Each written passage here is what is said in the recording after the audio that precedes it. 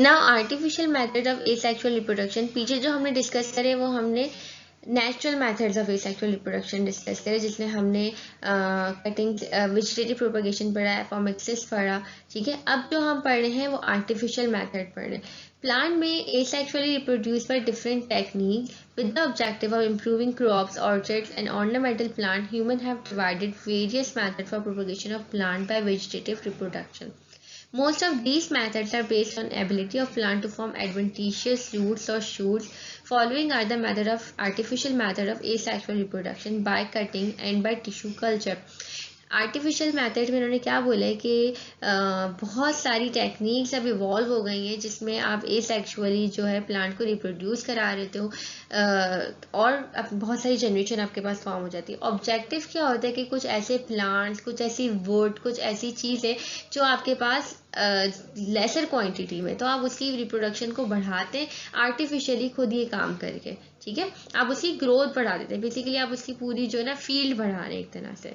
तो दो तरह के हमारे पास आर्टिफिशियल मेथड है, एक है कटिंग के जरिए और एक है टिश्यू कल्चर के जरिए। तो नंबर 1 हमारे पास क्या आ गया, by cutting.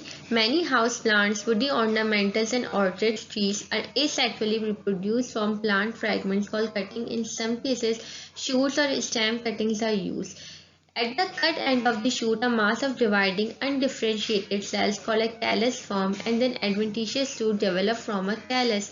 If the shoot fragment includes a node, then adventitious root form without the callus stage. देखें, पहले हम यहाँ तक डिस्कस कर लेते हैं, फिर आगे बढ़ के आगे डिस्कस करेंगे। कटिंग में क्या होता है कि बहुत सारे प्लांट्स होते हैं, जैसे ऑर्नामेंटल प्लांट वो कहलाते हैं जो सजावट के काम आते हैं, ठीक है। और ऑर्चिड ट्रीज वगैरह जो है वो रिप्रोड्यूस करवाते हैं हम किस तरह से कि हमने प्लांट का कोई भी फ्रेगमेंट को कट करा, ठीक है। उनकी शूट को या तो उनकी स्टेम को हमने कट किया, कट करके हमने जो है उसको उस कटिंग पार्ट को, जैसे आप देखिए डायग्राम में 2 डायग्राम देख रहे हैं ना, पहली वाली डायग्राम में पूरा प्लांट है, उसमें से आपने क्या करा, स्टेम को जो ना कट किया, आपने कट किया और एक नया पॉट लिया, उस पॉट के अंदर या सॉइल के अंदर जो है उस कट पार्ट को लगा दिया। जब आप इस कट पार्ट को लगाएंगे, पुराना वाला प्लांट तो ऑलरेडी ग्रो कर रहा है, तो नया प्लांट जो है वो इजीली और बड़ा सा क्या हो जाएगा, ग्रो हो जाएगा।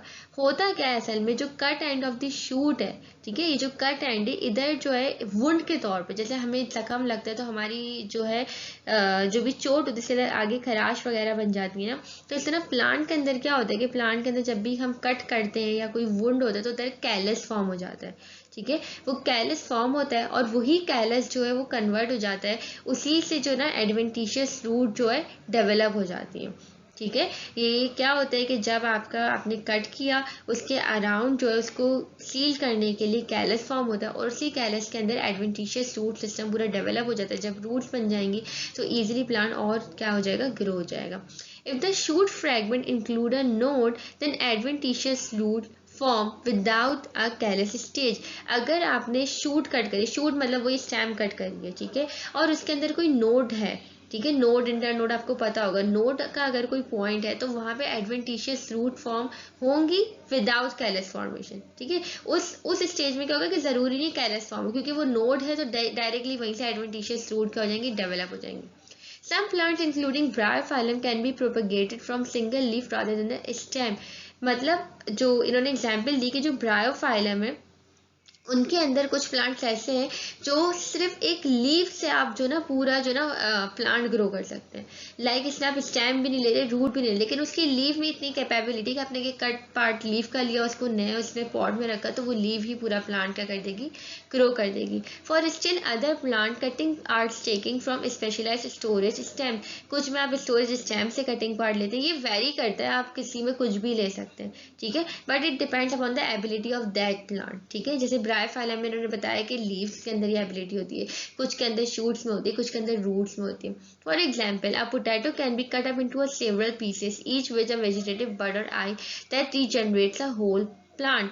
पोटैटो जो है, पोटैटो में आपको पता होगा एक जो पार्ट होता है, एक प्रोट्रूडिंग सी ब्लैक कलर की, जिसे हम आई भी कहते हैं और बड भी कहते हैं, वेजिटेटिव बड क्या आई कहते हैं। अगर हम उससे उस पार्ट से ना पोटैटो को 4-5 हिस्सों में कट करें और वो 4-5 टुकड़े पोटैटो के जो है हम सॉइल में अलग अलग जगह पे इम्प्लांट कर दें, तो कुछ टाइम बाद क्या होगा, 5 पोटैटो में 5 प्लांट जो है वो ग्रो करे होंगे। हर पार्ट जो है वो अपना अलग अलग पूरा अपने आप को रीजनरेट कर लेगा, रीग्रो कर लेगा।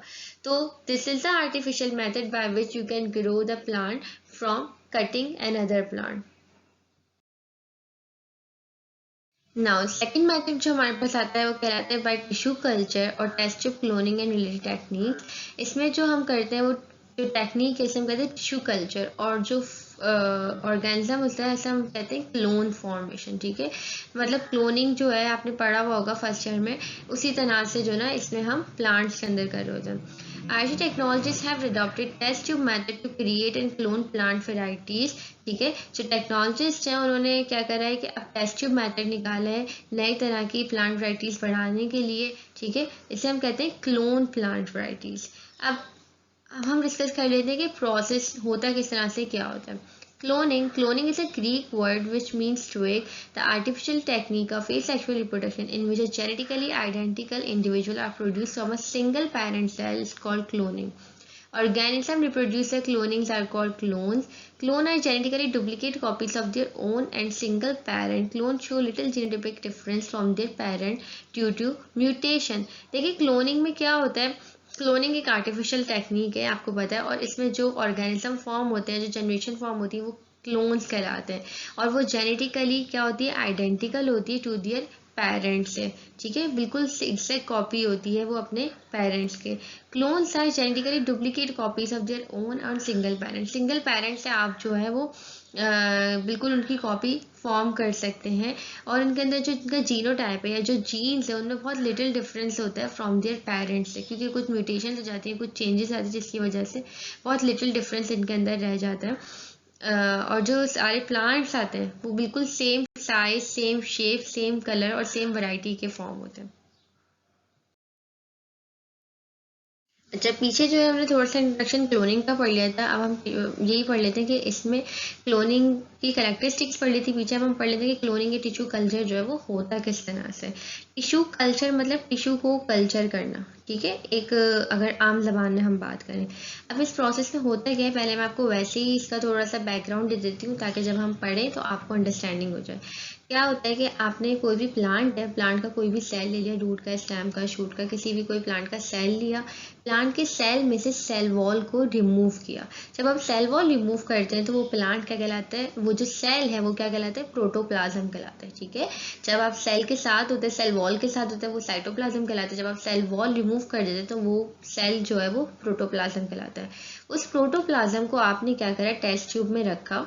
ठीक है, टेस्ट ट्यूब में रखा, और टेस्ट ट्यूब के अंदर आपने उसको सारे न्यूट्रिएंट्स प्रोवाइड करे, सारी हार्मोन्स प्रोवाइड करी, सारा टेम्परेचर, सारी आइडियल कंडीशन जो एक प्लांट को नेचुरली ग्रो होने में जो सारी कंडीशन चाहिए होती है, वो सारी कंडीशन आपने उसको टेस्ट ट्यूब के अंदर प्रोवाइड करी। जब आपने उसको टेस्ट ट्यूब के अंदर वो सारी कंडीशन प्रोवाइड करी तो वो प्लांट के अंदर जो है डिफरेंशिएटिंग सेल्स का ना एक मास फॉर्म हो जाएगा। वो जो आपने एक सेल जो या एक पार्ट जो है वो जो प्रोटोप्लाज्म टेस्ट ट्यूब के अंदर रखा था, और जब उस टेस्ट ट्यूब के अंदर आपने सारा मीडियम प्रोवाइड करा तो उसके बाद उसके अंदर ग्रोथ होगी और एक मास ऑफ सेल फॉर्म हो जाएगा, जिसे आप कहते हैं कैलस। क्या कहते हैं, कैलस। ठीक है, जब कैलस फॉर्म हो जाएगा, कैलस तक की फॉर्मेशन जो है वो टेस्ट ट्यूब के अंदर है। जब कैलस फॉर्म हो जाएगा तो आप उस कैलस को निकालेंगे, कैलस के अंदर रूट फॉर्म हो जाएंगे, और उस कैलस को जो है वो जमीन में अलग अलग जगहों पे उसको इम्बेड कर देंगे, तो उसके अंदर जो है वो पूरा प्लांट ग्रो कर जाएगा। और आप ये कर सकते हैं कि कैलस पूरा है तो आपने पूरा कैलस भी जो है ना, जब उसके अंदर रूट्स और शूट्स थोड़ी सी फॉर्म हो गई तो आपने भी उसको टेस्ट ट्यूब से शिफ्ट करके नेचुरल एनवायरनमेंट में शिफ्ट कर दिया। लेकिन अगर, और आप ऐसा भी कर सकते हैं कि एक कैलस आपने उसको 4, 5, 6, 8 हिस्सों में डिवाइड किया, और उन सब कैलस के अंदर इतनी एबिलिटी होती है कि वो हर एक जो है वो न्यू प्लांट को ग्रो कर सके।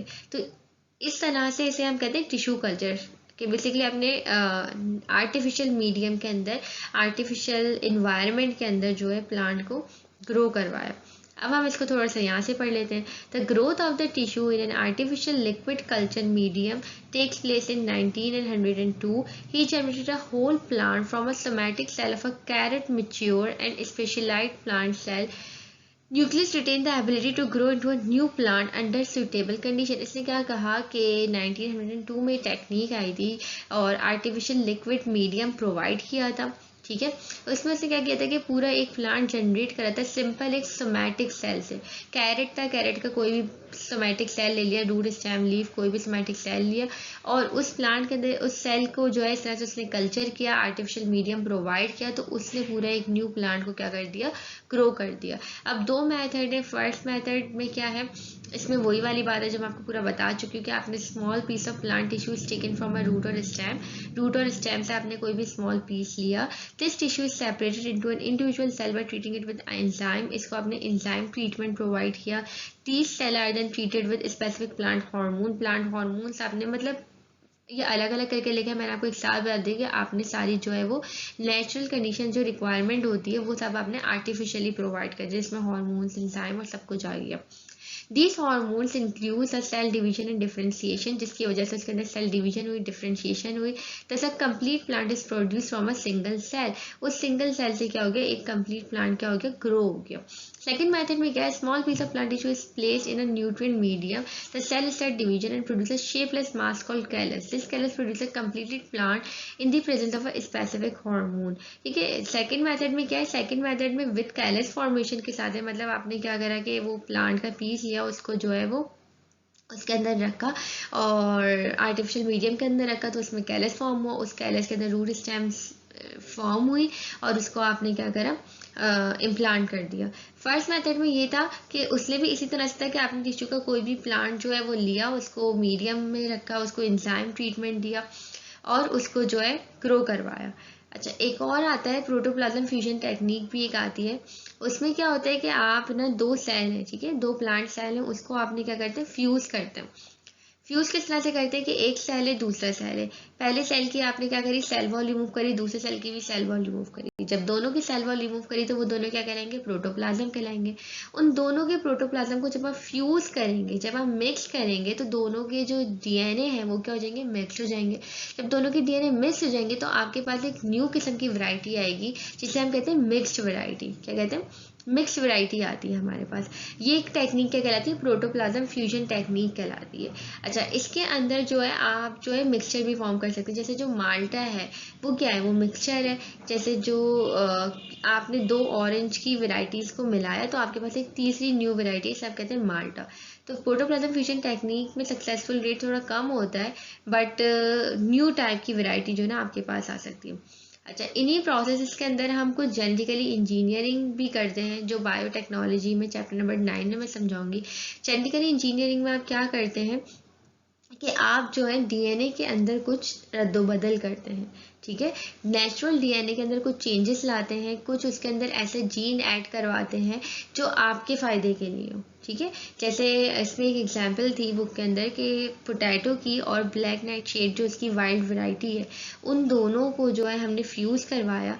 तो पोटैटो जो है, पोटैटो के अंदर क्या है, पोटैटो के अंदर क्या था कि जब भी हम उसको पेस्टिसाइड्स स्प्रे करते थे तो पोटैटो जो है ना ख़राब हो जाता था, लेकिन ब्लैक नाइट शेड के अंदर ये एबिलिटी थी कि जब भी आप उसके ऊपर स्प्रे करें तो वो उसको जो है ना कोई फ़र्क नहीं पड़ता, वो प्लांट ख़राब नहीं होता था।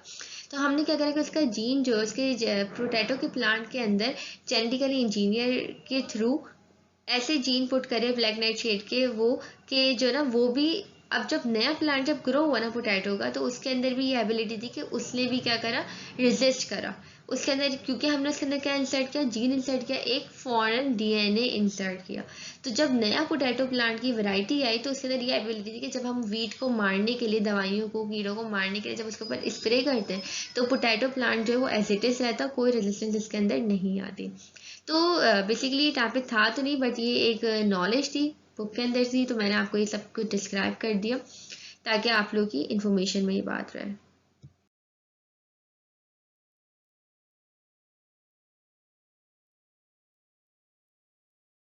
मैं उम्मीद करती हूँ कि आपको आज का लेक्चर बहुत अच्छे से समझ आया होगा, लेकिन स्टिल अगर आपको किसी भी किस्म का कोई भी क्वेश्चन है तो आप दिए हुए इन कॉन्टैक्ट डिटेल्स पे हमसे राब्ता कर सकते हैं। Thank you. Don't forget to subscribe, like, share and comment on our YouTube channel Alpine Academy. Thank you.